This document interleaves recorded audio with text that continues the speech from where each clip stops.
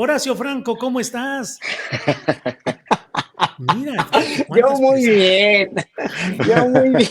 Horacio, ¿de dónde sacaste a la muñequita? Ay, esta me regaló una amiguita, una amiga. ¿Se acuerdan que hubo un caso muy fuerte de discriminación contra una indígena en Casalam el año Sí, pasado? sí. ¿Se acuerdan que yo lancé un tweet y que fue todo un escándalo? Bueno, esta muchacha preciosa me regaló esta muñequita, hasta se tapa los ojos para que no vean quién es, pero sí Sí, hay que sí, ver sí. quién es.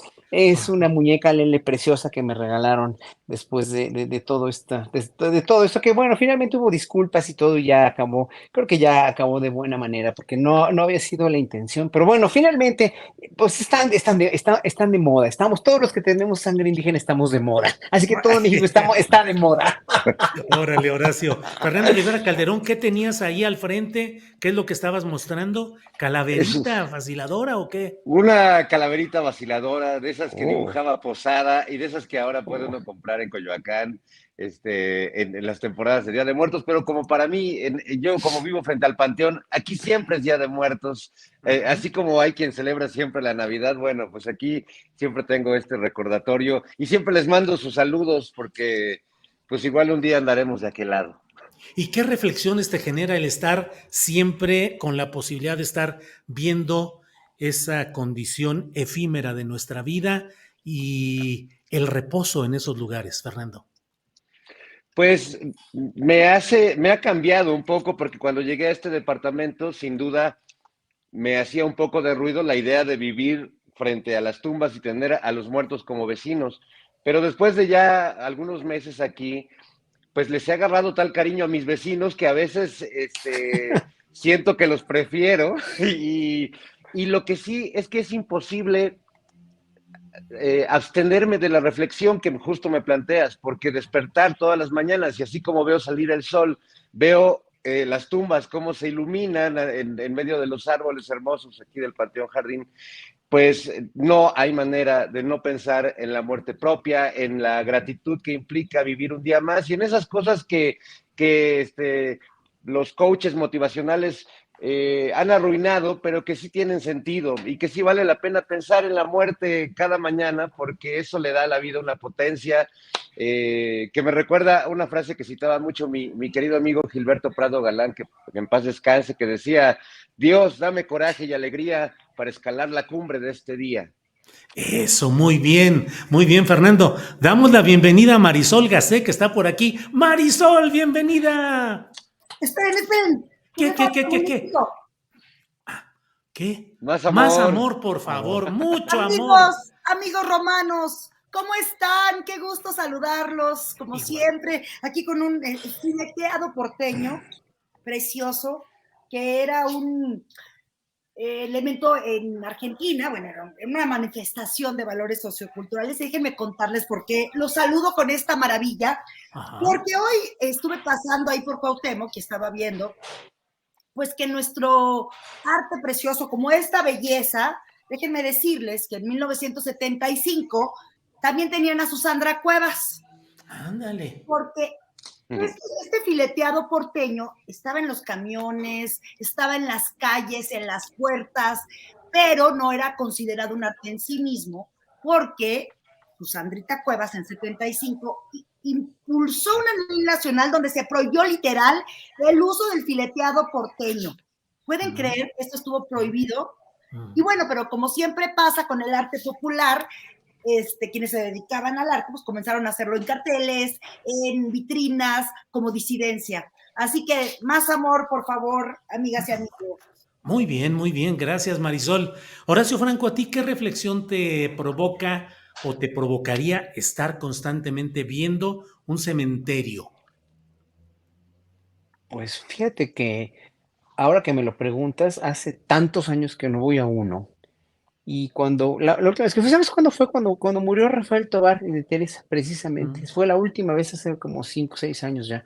Y no me produce nada, la verdad. No me produce nada porque como no creo en la vida después de la muerte ni nada, lo que sí creo es que todas esas lápidas, todas esas inscripciones en las lápidas cuando dicen algo, ¿no? El epitafio, cuando dicen algo significativo de quién fue o incluso las monumentales, ¿no? O las urnas chiquitas, me producen como, no sé, como una sensación de, pues, aquí vamos a parar todos, ¿no? O si echan las cenizas al mar o al bosque o lo que sea de alguien que lo pide así, pues no sé, yo creo que realmente no me hace nada, ¿eh? Nada, nada, nada. Nomás el olor, cuando estás entre las tumbas, el olor de las flores, el olor ese fuerte a flor podrida, como cuando tienes rosas en la casa y se pudre el agua, Ujú. es bien fuerte. O sea, sí me evoca cuando mi mamá, por ejemplo, me llevaba al panteón a ver a mi abuelita, pues la tumba de mi abuelita en los años 60, ¿no? En los años 70, que fui 1 o 2 veces nada más. Pero no, realmente no me provoca nada. En realidad la muerte para mí es un paso lógico, el fin de tu vida, se te apaga la luz y ya no vuelves a saber nada de nada.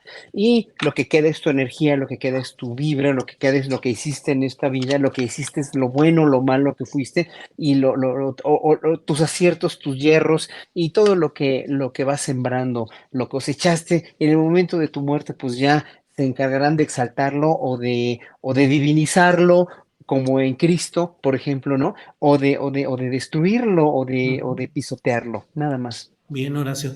Fernando, ¿qué aroma te produce el campo en el cual hay vivos y muertos, vivillos y mortandades en la política actual? ¿Cuál es el aroma que percibes y cuáles son las reflexiones profundas a que te lleva ese campo general en el cual, como te digo, pues hay vivillos y hay muertos y hay de todo y hay cadáveres políticos que caminan, hay resucitados y hay también quienes emergen con aureola, ándale, con aureola especial? ¿Qué opinas, Fernando?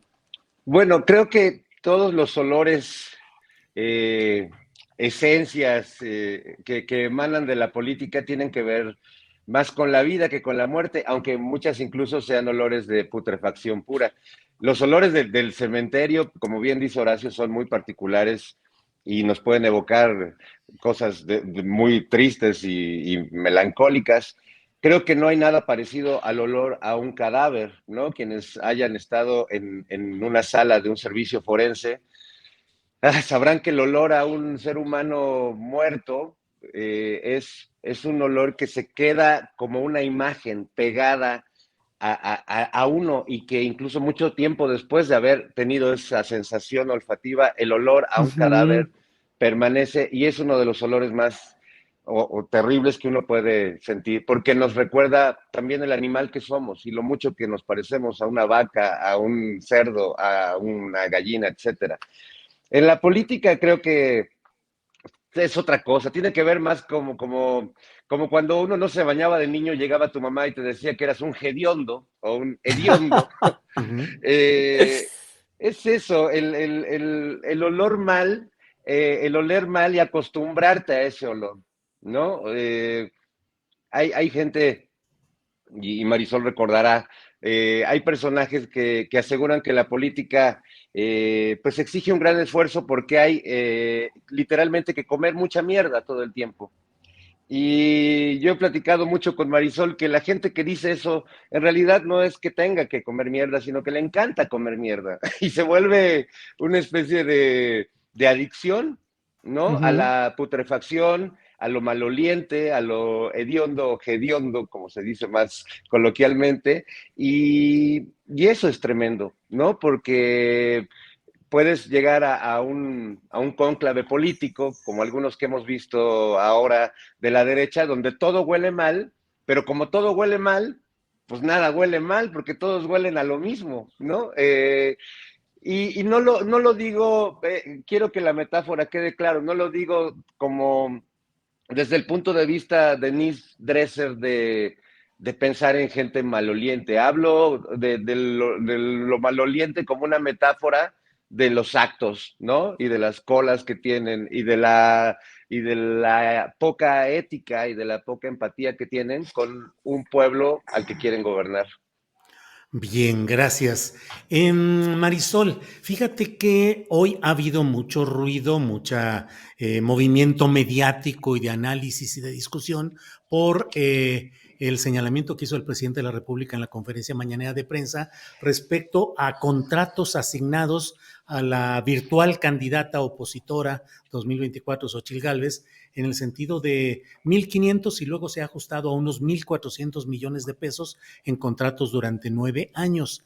Ahí está la discusión, pero me ha llamado la atención, Marisol, Fernando, Horacio, el hecho de que, miren, aquí le pido a Arturo Santillán que nos ponga este tuit de lo que ha dicho el propio Demetrio Sodi. Demetrio Sodi escribió: la denuncia contra Xóchitl Gálvez no es cosa menor. Dar contratos a su empresa es corrupción.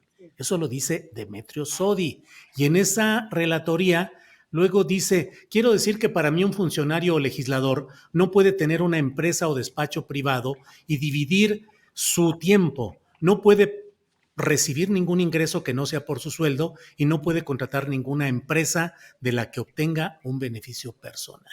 ¿Qué opinas, Marisol Gacé, de este tema de los contratos a Xóchitl Gálvez? Bueno, pues como bien nos estamos enterando, porque además esto ya es una cosa vieja. El marido tenía contratos del gobierno, el marido de Xóchitl Gálvez, mientras estaba con Fox, ¿no? Y ella, pues, claramente debe informar cuando existe un conflicto de interés, porque hay una ley donde ella está obligada a informar si hay una empresa que recibe contratos, algún familiar, sobre todo porque son contratos públicos, pues porque literalmente ahí es donde entra el conflicto de interés. Y además es que ese es el problema, que eso no lo informó.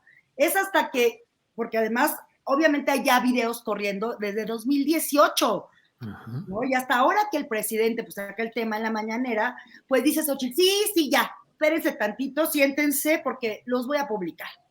Pero ahora se habla de estos 1,500 millones de pesos cuando primero dijo que eran unos pequeños 14 contratitos. Así lo dijo, son 14, tampoco exageren, son 14 pequeños contratos. Pero a ver, el asunto es que yo quiero ver que sí publique completos los contratos, porque son públicos, son transparencia, la ley es muy clara con el tema de los conflictos de interés. Un conflicto de interés, pues no implica como tal que exista un delito, no lo implica, pero si tú no estás informándolo, ahí está un problema. Creo que todavía obviamente debemos, primero sospechar, porque esta información debe tratarse de manera muy transparente, porque ella ha sido funcionaria pública los últimos 20 y tantos años de la historia. Entonces, evidentemente, y es claro que cuando un político, una servidora pública declara un conflicto de interés, pues hay una secretaría de la función pública que está supervisando que todo esté bien y que digan, a ver, esto es más barato, y entonces sí, porque entonces, ¿cómo 1,400 millones de pesos, Dios mío, por 14 pequeñitos contratos? Entonces, bueno, que no tenga que haber problemas con la empresa, porque ella dice que todo es legal, ¿no? Pero bueno, mágicamente reciben los contratos al esposo de una mujer desde un cargo político, que llega de manera corrupta, que no sigan los procesos, porque es lo que se tiene que hacer, ¿no? Avisar a la función pública que existe un conflicto de interés porque es transparencia y porque confías plenamente en que no hay nada malo con tu empresa. Entonces, si Xóchitl Gálvez no informó de estas empresas como tendría que haberlo hecho en sus declaraciones, está diciendo que ya no confiaba en sus empresas y que entonces... Eso es lo que creo. Sí, bien, Marisol. Horacio Franco, hay quienes dicen que con tanta exhibición de detalles, por ejemplo, estos empresariales de Xóchitl Gálvez, se está creando un efecto similar al que en 2005 se hizo tratando de golpear anticipadamente a López Obrador, y que eso lo hizo crecer mucho a López Obrador, el golpeteo de Fox. Ahora dicen, AMLO está golpeando tanto a Xóchitl que la está haciendo crecer. ¿Qué opinas de ese razonamiento, Horacio? No, pues es que no se puede ni comparar la trayectoria, la labor, en qué engranaje estás metido, pues, ¿no? O sea, Xóchitl Gálvez no ha sido más que una funcionaria que ha respondido a los intereses de las oligarquías desde que quedaba con Fox. Y hoy por hoy tenemos una suerte de Sybil Dorset, como la película o la serie, fue una película con esta Sally Fields, buenísima, de este caso de esta mujer que tenía 17 personalidades y afloraba una y afloraba otra. Así las circunstancias de Xóchitl Gálvez como aflora su indigenismo arraigado, como a su pobreza, sus gelatinas o jaletinas, ¿no? Sus jaletinas, y como aflora su bici plegable como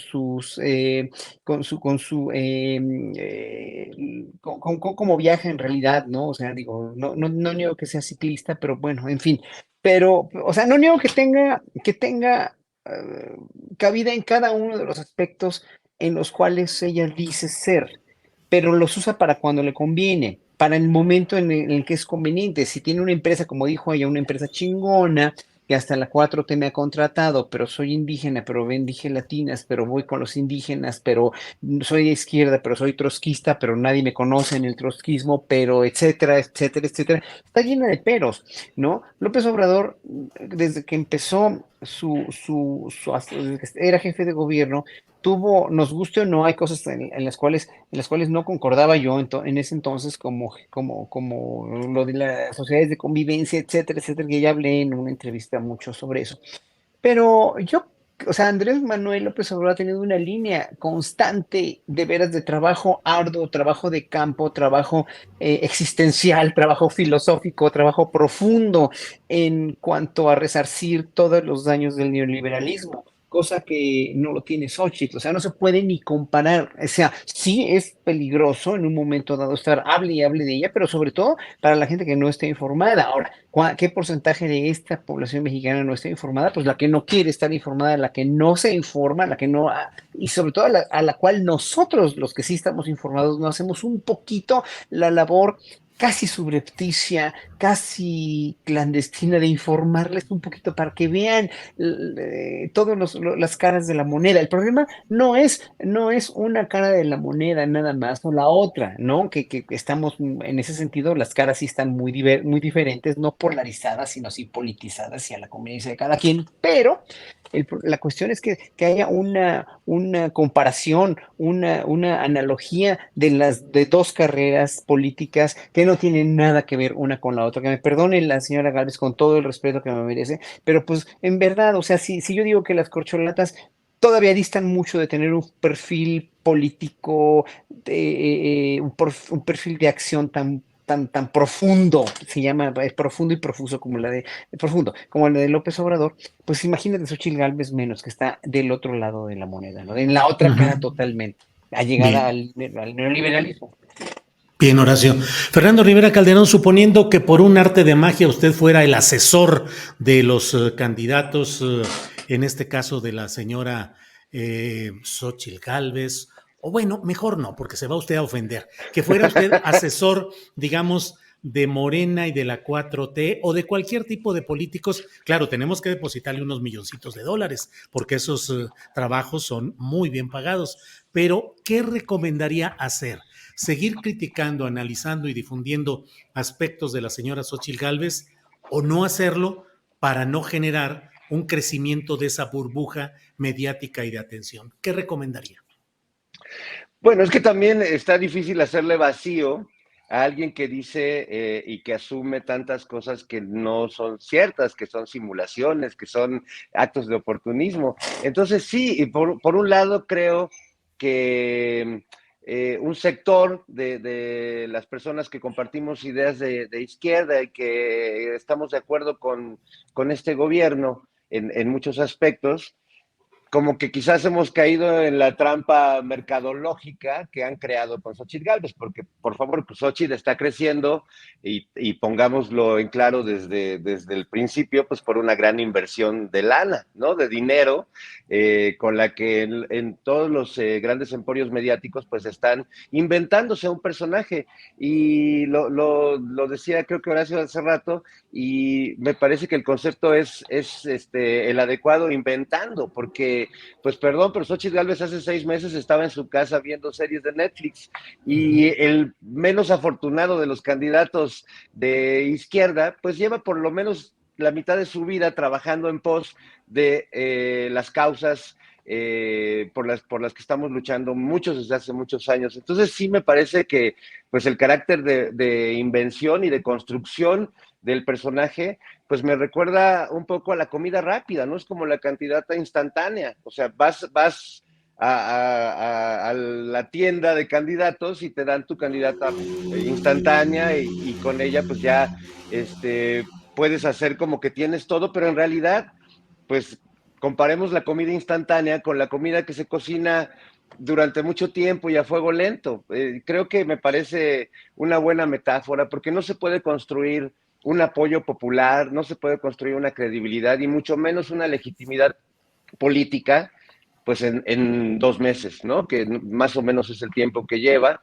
Quieren poner a Xochitl como una adversaria natural del presidente, como alguien que le ha hecho de pronto un contrapeso y le puso un alto, y pues es como poner a pelear a Peso Pluma contra Juan Gabriel o a Juan Torres contra Mozart, ¿no? O sea, no tiene nada que ver una cosa con la otra, no tiene nada que ver la carrera, la trayectoria y la legitimidad de un personaje con otro. Pero bueno, pongamos, aunque me ofenda, Julio, que fuera asesor de la señora Xochitl Gálvez, yo le recomendaría algo, porque como lo que venden ella es su honestidad, ¿no? Y que todos son rateros, huevones o pendejos y esta onda, yo creo que para ser más honesta, en vez de decir que ella es tan chingona que recibe contratos de este gobierno, tendría que decir que ella es tan cínica que recibe contratos de este gobierno al que está enfrentando para gobernar ella el país, y yo me pregunto si ya en el universo paralelo y en el caso insólito de que ella llegara a la presidencia de México, si se va a seguir otorgando contratos a sí misma, a sus muy exitosas empresas. Pero sí creo que debería sustituir el chingona por cínica. Creo que ajusta más y es mucho más honesto y mucho más congruente con lo que Xochitl nos quiere vender a todos. Claro. Bien, bien. Rápidamente, lo mismo, complementando lo que decía Fernando y rapidísimo, lo de Mexicanos contra la Corrupción y la Impunidad, con Kimberly Clark, que se comprobó que tenían contratos con Segalmex, con precios infladísimos, no que muy honesto todo esto, no que muy honestos ellos, los contratos con Segalmex, con los precios de las toallas femeninas y del papel higiénico infladísimos, no sé cuántos por ciento. A ver, ¿dónde está su honestidad? Nada más. Bien, Marisol, no sé si quieras abundar algo sobre este tema o la otra pregunta que te quiero plantear, que nos digas cómo ves las advertencias de Mario Delgado, presidente de Morena, a los aspirantes a la coordinación 4T para que no vayan a cometer actos que puedan dar paso a que el tribunal monte o tenga antecedentes que puedan llevar, así lo dice, a frenar los derechos político-electorales de esos 6 aspirantes. No lo dice así, pero es como decir, podrían quitarles el registro o el derecho a ser aspirantes presidenciales. Esa sería la lectura.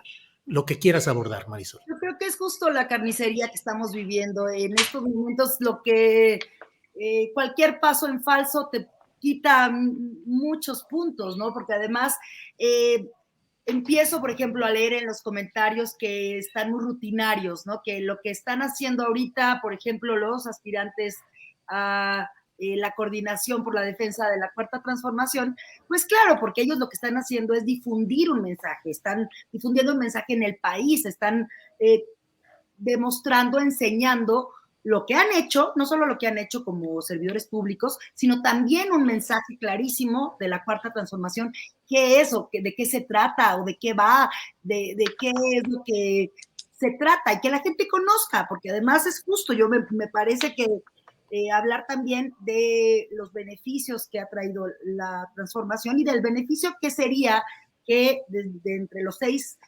aspirantes escoger al que mejor podría llevar esta batuta, es lo que se ha comentado y se ha dicho, pero me parece que estamos en un momento donde va a ser, pues, muy complicado, hay amenazas todo el tiempo, se habla de más violencia, la derecha diciendo que el país está en llamas y que nos vamos todos a ir al diablo. Y bueno, obviamente hay mucha desinformación, mucho odio en las redes, ¿no? Yo veo ahí la furia de ni siquiera ya por defender a Xochitl, porque además pues es indefendible, pero entonces es como, ustedes también, ¿no?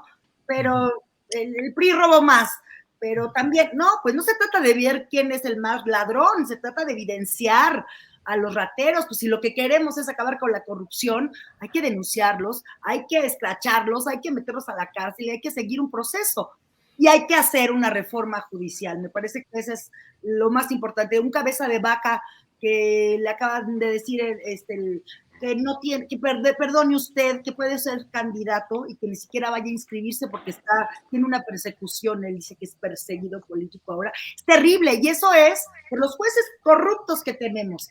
Entonces, bueno, sí. Bien, Marisol, antes de continuar, déjenme compartir comentario que hace Humberto Rojas. Dice, esta sería una buena pregunta en una entrevista con la senadora Tacha. Así dice, cuando gane la presidencia, ¿usted va a seguir dándole contratos a sus empresas? Y sí, tiene razón Humberto Rojas, esa sería una buena pregunta. Horacio, estamos entrando, ya que hablamos de preguntas a los candidatos, hay cuando menos dos momentos muy especiales en estas horas recientes que han generado mucha discusión respecto a periodismo, poder y lo que se va planteando en todo esto. Tres momentos, cuando menos. Ernesto Ledesma, ante el presidente de la República, señalando una serie de hechos que el presidente responde y le dice que está haciendo politiquería. Ernesto Ledesma, director de Rompeviento. Otra, Claudia Sheinbaum en Tabasco, en telereportaje, entrevistada por el reportero Hugo Priego, creo que es el nombre, en telereportaje, y donde Claudia en cierto momento dice, ¿por qué tanta violencia en las preguntas? Y bueno, y otro, el propio Santiago Krill, que se puso ahí en una discusión, en una rueda de prensa con un reportero que le pedía precisar lo que ha ido gastando en sus actos públicos, y Krill le decía 3,000 pesos, el reportero le pedía más precisión, y bueno, Krill dice, ¿qué quiere? ¿Que me ponga a medir el desgaste de las llantas de mi camioneta? ¿O qué es lo que quiere? ¿Cómo ves esa relación entre las preguntas del periodismo y las respuestas de los políticos, Horacio? Voy de menos a más, del caso más evidente que fue el de Krill, ¿no? Se disculpó, también punto a su favor, ¿no? No voy a decir que no, después se disculpó, pero obviamente no estaban acostumbrados los políticos a que en sexenios anteriores se les cuestionara estas cosas, ¿no? Y no había conferencias de prensa y no había acercamientos con la prensa y simplemente pues, se daban el lujo de eliminar a los periodistas o de no hacerles caso. En este caso, la respuesta más pueril en ese sentido fue la de Krill, ¿no? O sea, se enojó visiblemente muy, muy enojado. Luego también la de Brad, ¿no? Con lo de Contralínea, igual, ¿no? Con la investigación de Contralínea, lea mi libro, ¿no? No la lea, le voy a regalar mi libro. Híjole, o sea, sí, obviamente hay un desgaste también de ese tema, hay una cuestión que yo si fuera Marcelo Ebrard Casaubon, yo lo que haría sería, si tengo la conciencia tranquila y si tengo todo, a hacer una conferencia de prensa y hablar de eso totalmente para que quede mi conciencia limpia y mi imagen limpia, si es una cuestión si es una cuestión inventada, o si es un golpe bajo, o si es una cuestión de cero o lo que sea. Bueno, yo para tener todo, o sea, si estoy en una tónica de un cambio, de una transformación para que este país cambie y la opinión pública sea más pública y sea honesta y sea confiable, entonces hablas de todo eso, pero bien, o sea, con los pelos de la burra en la mano, así como lo hizo Contralínea. Yo no tengo nada en contra de que lo haya hecho, o sea, pero que se aclare, ¿no? Luego, la cuestión de Claudia Sheinbaum, a mí no se me hizo, las preguntas no se me hicieron honestamente violentas, ¿no? Y yo creo que Claudia estaba cansada también. En ese sentido no voy a excusarla, pero no fue justo que le haya dicho al periodista, porque vi 3 veces lo de las preguntas y no se me hicieron preguntas agresivas ni nada, simplemente cuestionables, ¿no?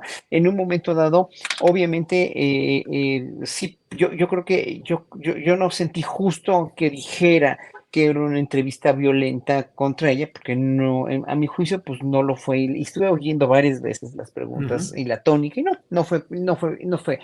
Lo que sí fue, dijéramos, la cereza del pastel periodística de la semana, es precisamente cómo reacciona el presidente a un periodista combativo, pero de izquierda, un periodista combativo que lo quiere, además o sea, que lo admira, que se lo dijo ya después, también para, o sea, Ernesto es muy inteligente, o sea, tiene una inteligencia verdaderamente prodigiosa, y en vez de que se haya hecho chiquito, ¿no? Como muchos periodistas, así como tú, que no te hiciste chiquito cuando estabas enfrente de la secretaria del Medio Ambiente, cuando fuiste y lograste lo de San Luis Potosí. Bueno, Ernesto tampoco se hizo chiquito y bueno, le dijo, sí, señor presidente, yo estoy con usted, no es que estén, no es que por el hecho de cuestionarle esto, estoy en contra de usted y no es politiquería, aunque me haya faltado el respeto, o sea, todas esas cosas hicieron al presidente al final de toda esta, de esta discusión, pues reconocer que había sido una discusión muy productiva y muy buena, no sé cómo, cómo qué calificativo la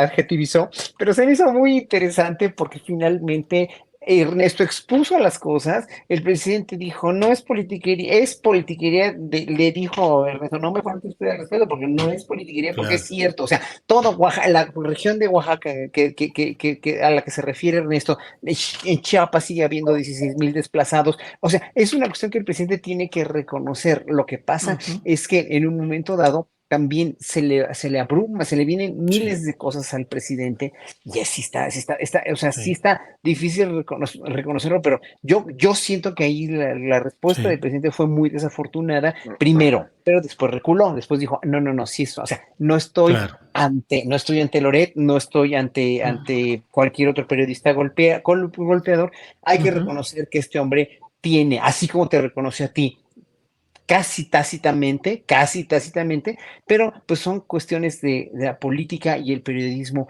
que pues ujú, todo depende también del momento en el que los ujú. agarres y de la cuestión de cómo les hagas las preguntas, ¿no? Bien, gracias, Horacio. Fernando Rivera Calderón, tu comentario sobre este tema, preguntas de periodistas, preguntas incisivas, preguntas incómodas, preguntas que no tienen por qué estar acomodadas ni arregladas y reacciones de los políticos. Eso, ¿qué genera en la relación prensa-poder, Fernando? Bueno, es que sí es cierto que los políticos no están muy acostumbrados o no estaban muy acostumbrados a esta exposición directa con la gente. Lo que se llamaba el baño de pueblo, ¿no? Coloquialmente entre los políticos de la vieja guardia, entre los de los tiempos de López Portillo, de Miguel de la Madrid, pues eran baños de pueblo súper controlados. Y de hecho sabemos de historias, como de Luis Echeverría, que después de saludar a personas de comunidades indígenas o de zonas marginadas se lavaba las manos, casi se echaba ácido, ¿no? Y que incluso pues iban a convivir con la gente teniéndole asco a la gente, ¿no? Sintiendo repulsión por esa gente a la que iban a saludar para salir en la foto, ahí abrazando a alguien o cargando al niño. Eh, y bueno, pues eso no ha cambiado. Hay políticos que lo tiene el presidente López Obrador y a muchos lo critican y les parece muy fácil que se pueda meter a Paseo de la Reforma entre cientos de miles de personas y que no le pase nada y que la misma gente lo vaya cuidando. Yo no sé si eso lo vaya a experimentar alguna vez en su vida alguno de los que están del otro lado, porque para eso se requiere una vocación y una empatía natural. A mí lo que me gusta de todo eso, y de estos tres ejemplos que mencionas, porque finalmente en los tres, pues hay a lo mejor una reacción no afortunada ante la pregunta. Finalmente el que pregunta tiene derecho a preguntar lo que sea, incluso si la pregunta puede ser agresiva o violenta, pues creo que ahí la clave está en el que responde si se engancha o no se engancha en la pregunta, si sabe salir airoso o se compra la bronca y se sube a la bronca como le pasó a Santiago Krill.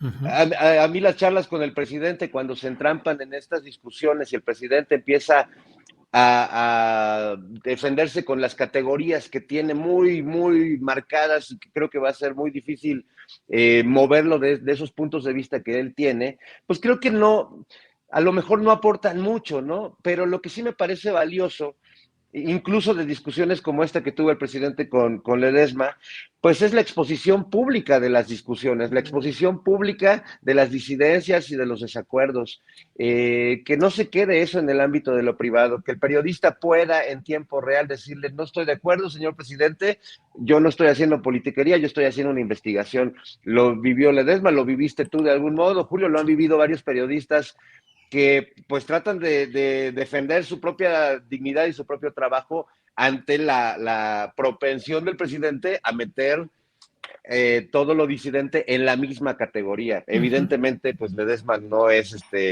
Ferriz de Con, no es Sí. este otro tipo de periodistas.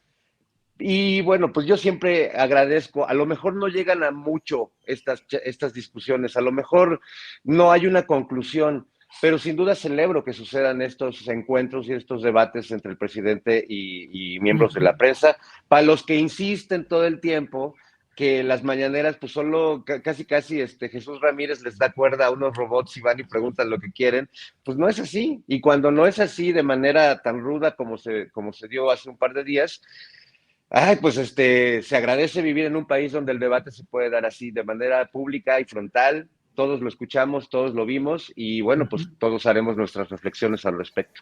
Gracias, Fernando. Marisol, a Ujú. mí me da a veces la impresión de que el presidente de la República en las conferencias mañaneras de prensa le ha dado una marquesina muy grande a ciertos periodistas a los que ha convertido en virtuales interlocutores del poder presidencial. Loret de Mola particularmente, el diario Reforma, que hay que pagar para leerlo y sin embargo notas o referencias críticas al propio gobierno son exhibidas ahí en la pantalla de la mañanera. Y a veces me da la impresión de que todo ese sistema periodístico, mediático, pues sigue vivito y coleando, con menos dinero, con el resentimiento de menos capacidad económica, pero esperando el momento de que cambien las cosas para volver a tener ese esquema que les favorece. Y por otro lado, me parece que a veces hay pues poca referencia y poco apoyo a los propios medios públicos.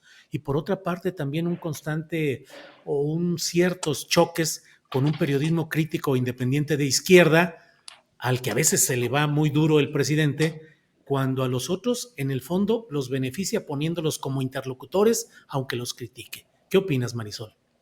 Bueno, es que me parece que la descarga enorme de falsas noticias que tenemos y que vivimos todos los días en el país y además, bueno, esta mañanera que es únicamente con el fin de explicar y que también las y los periodistas pregunten y tengamos interacción, es un ejercicio, a mí me parece que es un ejercicio importantísimo y también para evidenciar estos chayoteros, como bien dices. Me parece que también está claro el mensaje de lo que es este movimiento, ¿no? O sea, es como, a ver, tenemos esta idea de este movimiento nacional, de este movimiento popular que se ha ido construyendo, que se ha ido tejiendo por décadas de lucha, ¿no? Que por una decisión de las y los mexicanos, pues llegamos a cambiar el rumbo y queremos otro destino de país, construir otro México con justicia y sin corrupción, ¿no? Con democracia, con ideas, con propuestas de la mano de Andrés Manuel, que la historia va a cambiar, ¿no? Es lo que queremos, la esperanza justamente la esperanza se construye con acción.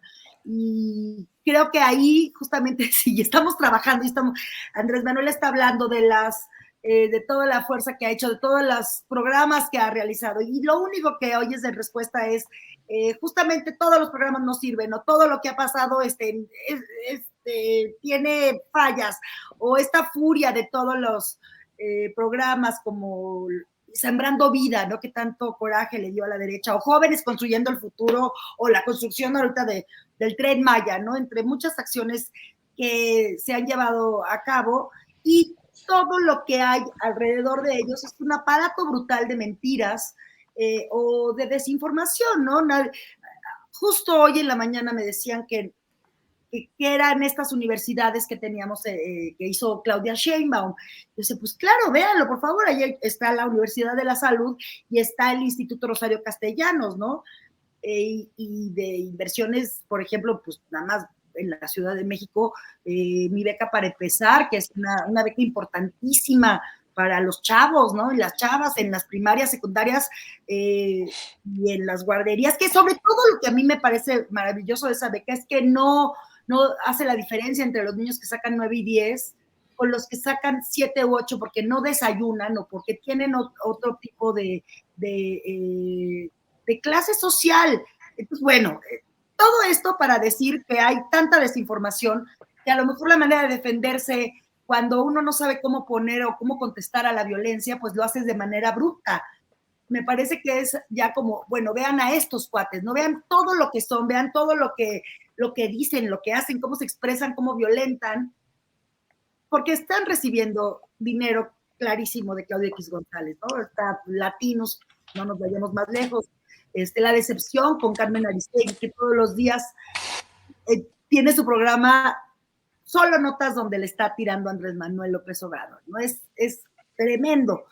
Y así con muchísimos medios. Entonces, bueno, me parece que sí se necesita decirle a la gente muchas veces, y mira, y aún así, hay gente que todavía dice, ay, pero Xóchitl sí es bien buena onda, sí es bien, acá bien pueblo, y dice groserías, con todo, y una y otra vez de repeticiones y repeticiones. Parece que el mensaje no pasa. Bien, Marisol. Horacio Franco,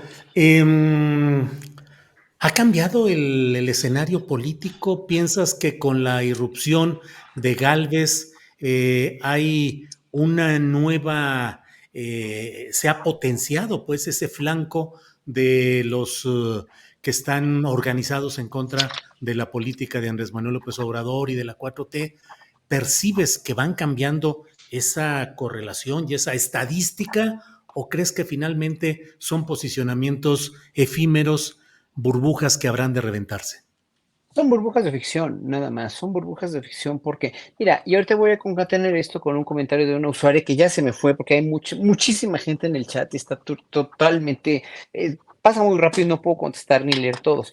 Pero decía que nosotros cuatro aquí somos unos soberbios y somos unos arrogantes, usó la palabra arrogantes, no reconociendo que una gran parte de las propuestas de López Obrador hoy por hoy son fracasos, ¿no? Y yo digo, pues no son fracasos, porque hablando lo que hoy, escuchando a Marisol, lo que estaba diciendo hace ratito, todos los programas sociales, el Sembrando Vida, la infraestructura, la obra pública que está haciendo, no Barditas nada más, sino una refinería y aparte Deer Park y aparte el superpeso y aparte los salarios mínimos. Mira, ¿qué más podemos decir? O sea, ha habido una serie de sucesos en México que no se quieren reconocer, porque no es como cuando Peña dijo alguna vez es que no reconocen lo bueno que se hace, nunca reconocerán lo bueno que se hace.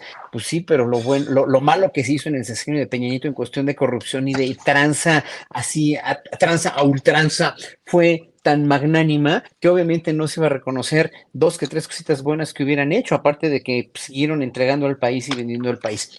Con este gobierno ha cambiado totalmente el paradigma de gobernar México y por eso tiene tanta aceptación, pero también por eso tiene tanto rechazo, porque hay gente que piensa como esta usuaria que le contesté y le estoy contestando directamente en la cara a ella, porque tenía nombre, o sea, era un nombre con apellidos y se me hizo muy fuerte su pregunta, ¿no? O sea, o más bien su observación que somos arrogantes. No es arrogancia, señora, es que tenemos que entender bien dónde estamos parados ahorita, hacia dónde vamos con el siguiente gobierno, hacia dónde podemos ir si gana la oposición y de dónde venimos, de dónde venimos. Entonces, cuando no tienes esa reflexión constante todos los días, porque es de veras todos los días de tu vida tienes que recordar que nuestra generación, nuestras generaciones, desde los que nacieron en los 50 a los que nacimos en los 60 a los que nacieron en los 70 crecimos con una desconfianza y una total animadversión a cualquier cosa que se fuera gobierno, porque era tranza, era represión, era corrupción, etcétera, etcétera, que hoy por hoy no quiere decir que se haya acabado, no quiere decir que Andrés Manuel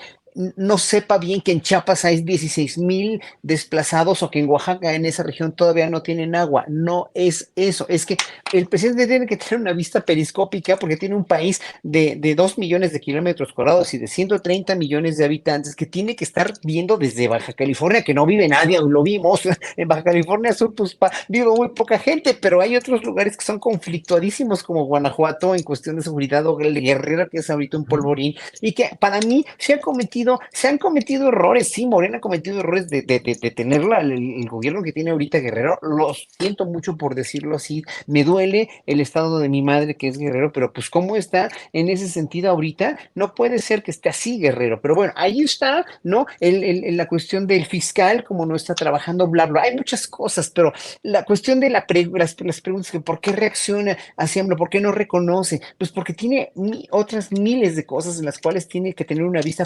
microscópica del país. Y voy a la pregunta que me hiciste tú con lo de la oposición. La oposición tiene un fuego fatuo, una fatuidad, una imagen que lanzó artificialmente que se llama Xochitl Gálvez.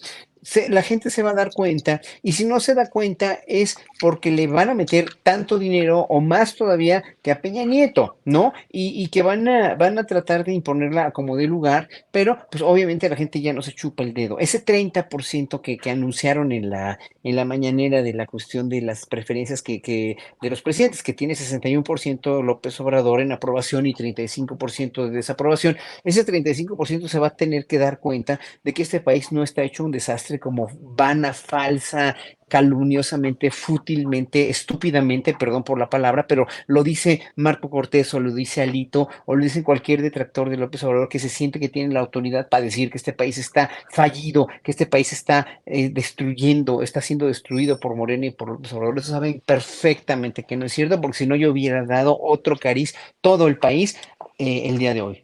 Bien, Horacio. Fernando Rivera, toca, Horacio, el tema de Guerrero, por poner un ejemplo. Noticias que llegan confiables de Guerrero hablan de circunstancias muy difíciles en lo general y en particular, bueno, lo sucedido en Chilpancingo con esta irrupción de cientos, miles de personas, con un ingrediente muy con todo el tufo del crimen organizado en algunos terrenos que se habló y se dijo respecto a los ardillos, pero también pues problemas de gobernabilidad, problemas de ejercicio del poder. Y en otras partes del país hay cosas que podemos hablar de manera similar. Acaba de pasar en Tlajomulco, en el área metropolitana de Guadalajara, con este estallido de minas antipersonales. ¿Qué tanto se está viviendo una irrupción de estos fenómenos de violencia como consecuencia de malas políticas que no cumplieron sus objetivos o como una aceleración en tiempos electorales, Fernando? Pues creo que es una mezcla de esos dos factores, Julio, y quizás de muchos más, pero estos dos. Una mala gobernabilidad, pero que va asociada con un crecimiento exponencial, pues, de los negocios del crimen organizado en esos territorios, en esos estados. Y por otro lado, pues también el ambiente electoral, el ambiente preelectoral, pues también es un caldo de cultivo terrible para la exacerbación de estos fenómenos de violencia, sean en Guanajuato o en Michoacán o en Jalisco o en Guerrero, porque además, si bien la violencia que se vive es igual de terrible en todos lados, las causas de esa violencia son diferentes en cada estado, ¿no? En Guerrero, pues interviene todo el triángulo de la amapola, los grupos que pues realmente son pues tan fuertes que pueden darse el lujo de encarar ya al Estado mexicano como lo vimos en Chilpancingo.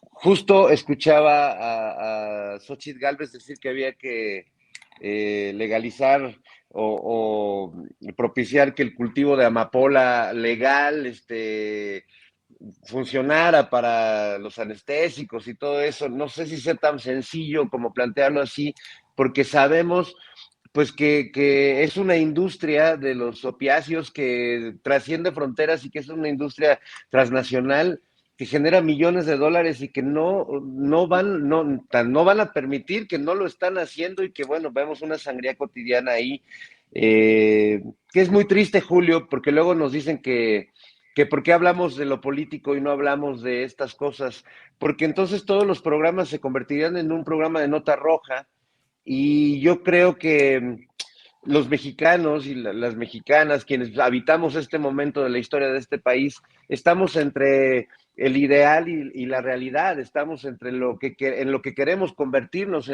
para lo que estamos luchando, de volvernos un país menos desigual, más democrático, y una realidad que nos arrastra hacia la narcofosa, una realidad que no cesa, que la estrategia para erradicarla, pues sabemos que no va a ser inmediata y que es terrible porque quizás sí sea el camino correcto buscar que las comunidades funcionen, atender a los jóvenes, invertir en los grupos más desfavorecidos, pero pues no es inmediato. y que llegue otro con una gran ocurrencia a querer resolverlo y eche para atrás el trabajo que se ha hecho también, pues lo veo igual de terrible, porque vamos de ocurrencia en ocurrencia y no damos tiempo a que ninguna política prospere en ese sentido. A mí, pues sí, siempre que pienso en este país y cuando hablamos de política y la gente se enciende y nos prendemos, bueno, en el fondo lo que queremos es vivir en un país que logre también salir de ese fango lleno de sangre, donde estamos anegados desde, bueno, pues históricamente nunca hemos quitado un pie de ahí. Y bueno, pues es tratar de alcanzar ese lugar al que muchos quisiéramos llegar en términos de vivir en un país en concordia, en paz, donde podamos dirimir nuestras diferencias como en una mañanera, al país donde todo se resuelve a balazos, ¿no? Ahí sí no hay Sí. manera de... Y si hablamos de una cosa, la verdad es que la nota roja es tanta que no podríamos ya hablar del ideal y de la política y de todo lo demás, mi querido Julio. Bien, Fernando. Vamos entrando ya en la parte final de esta mesa, así es que vamos a, ¿qué les parece si postrecito el tema que quieran plantear? Unos 2 minutos y medio, 3 cuando mucho. Marisol, lo que quieras plantear, por favor. Ahorita justo me quedé con el asunto de Tlajomulco, porque además Enrique Alfaro dijo que había presencia policial en el lugar, que estaban ya atendiendo el llamado, pero el asunto es que la fiscalía atendía un hallazgo de estos reportes de restos óseos, que es lo que siempre estamos manifestando los que hemos trabajado en el activismo, ¿no? Es una queja constante de los colectivos de búsquedas de personas que las autoridades no llegan nunca, tardan horas, incluso días en responder una denuncia similar y ahora en menos de media hora estaban ahí oficiales, la policía. Entonces, bueno, y ahorita suspendieron por lo pronto, por ejemplo, estos procesos de búsqueda y ni siquiera les dan una fecha, Julio, o simple y sencillamente decirles, nosotros también vamos a ayudar, vamos a aportar. No, los dejan solos, tratando de localizar a sus familiares y además suspenden estos procesos y les dicen que no pueden hacerlos y que la policía tampoco lo va a hacer ahorita, pero que ahí esperen para el rato.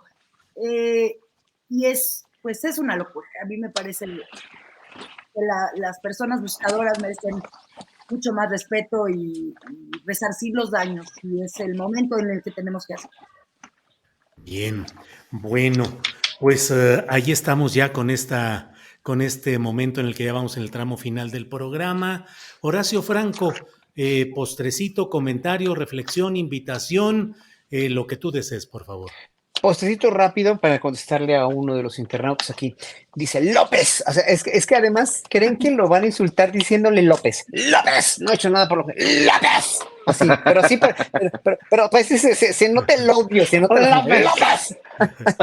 No he hecho nada por la justicia. Y ya le contesté que es mucho más complejo, que por la seguridad, por la justicia, o sea, a ver, la cuestión de la violencia, la cuestión de la justicia, la cuestión de la seguridad, la cuestión de todo lo que hemos hablado ahorita, del narco, etcétera, etcétera, está muy complejo, es una infraestructura, el narco es una infraestructura tremendamente compleja. La cuestión de la justicia, de la impartición de justicia es una situación complejísima y corrompidísima y lo estamos viendo a diario, ¿no? Que hay jueces buenos, sí, pero que hay una impartición de justicia deplorable y siniestra en muchas partes de este país, incluyendo, pues ya lo vimos con la Suprema Corte de Justicia, ¿no? Etcétera. Bueno, no es tan fácil. A ver, Andrés Manuel, simplemente concluyo con esto. Es el presidente más débil que ha tenido México en los últimos años porque no tiene injerencia ni en el sistema de justicia, ni en la cuestión del poder judicial, tampoco tiene injerencia en la cuestión del poder legislativo, y qué bueno, porque finalmente hay separación de poderes por primera vez en mucho tiempo en México. Entonces, obviamente, pues hombre, si lo están silenciando por una queja de la senadora Gálvez, pues obviamente, pues, evidentemente es un presidente que no tiene tanto poder, pero tiene el poder de la credibilidad del pueblo y de la obra pública que está haciendo y de todo lo que estamos viendo que están logrando. y no a cuentagotas. Y la cuestión del sistema de la seguridad de este país es una cuestión que le dejaron destrozada, deshecha y envilecidísima. Y con eso no lo va a poder lograr tan fácil ni este presidente ni el siguiente hasta que se empiece a nivelar y balancear. Pero tenemos al gran enemigo al norte, que es Estados Unidos, que sigue consumiendo y consumiendo y consumiendo droga. Entonces, mientras no haya programas para que no pase eso, el consumo de drogas, de sensibilización también para las personas de aquí, que no sean tan sanguinarias, y de una educación a largo plazo, sensibilización, educación a largo plazo, con cuestiones de inclusión de bellas artes, con cuestiones de inclusión de humanidades en todas las fases de todas las escuelas y a las familias también, pues no va a pasar porque esto es un proyecto a largo plazo. Con eso concluyo. Están invitados el domingo a las 5 vamos a tener una charla, el gran periodista Paco Cruz, a quien mucho admiro y yo, y luego presentaré también el libro de Hernán Gómez, ese libro buenísimo sobre Traición en la Palacio. traición en Palacio. Ahí estaremos en la Feria del Libro de Xochimilco.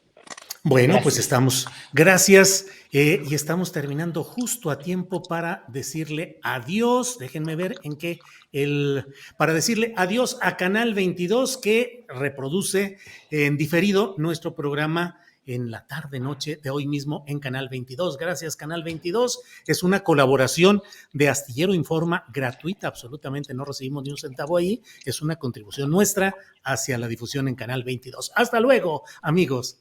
¡Adiós! Bueno, adiós, con mucho amor. Bueno, pues aquí estamos terminando todo. Fernando Rivera, ¿por qué tal? No, ya despidiéndonos bonito. Yo nada más quería terminar rindiéndole tributo al gran Milán Kundera, que traigo su librito aquí, Sí. que sí, se pueden fijar que antes los lectores de la antigüedad forrábamos nuestros libros con plastiquito y Durex, para que los que queríamos mucho, para que nos duraran, y con la ilusa ilusión que si se lo prestabas a alguien te lo devolvieran, cosa que nunca pasaba, pero este no lo presté nunca, y pues recuerdo a este gran escritor por este libro en particular que creo que es entrañable para muchos, pero también por La Broma y por La Fiesta de la Insignificancia, que curiosamente su primer novela, amigos, La Broma, y su última novela que escribió, La Fiesta de la Insignificancia, aborda los mismos temas: la intolerancia, el totalitarismo, la pérdida de sentido del humor en los tiempos de Stalin, ¿no? Es muy interesante cómo él, que vivió un totalitarismo de a de veras y una invasión brutal en Checoslovaquia, pues nunca perdió sentido del humor y nunca dejó de tener esta sensibilidad de músico, de ser humano, no perdió ese corazón humano que tanto extrañaremos ahora. Gracias, Marisol Gacela, insoportable levedad del ser y los libros forraditos con plástico y con el Durex a la vuelta todo pegadito ahí. Oye, y además, pero es que yo me estaba ahorita clavando, ahorita que decía los cuadernitos, porque me acordé, digo, no quiero